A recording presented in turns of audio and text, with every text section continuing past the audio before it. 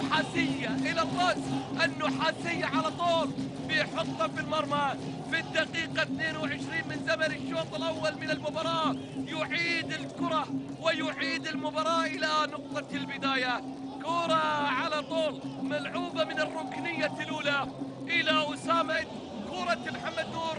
دعونا نشاهد ونتابع قرار حكم المباراة ولعبة محمد نور. وهنا كرة، الله!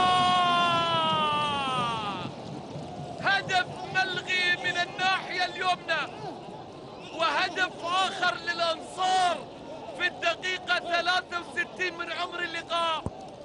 الأنصار يتقدم والهدف. شوف الإعادة، شوف الإعادة.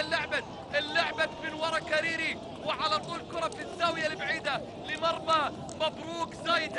هدف سليم سليم سليم سليم، ما في شيء. على طول من أيمن راجح اللي يسجل الهدف الثاني للأنصار في الدقيقة 63 من عمر اللقاء. الأنصار يتقدم بهدف آخر. كرة من الناحية اليسرى، تقدم عرضية،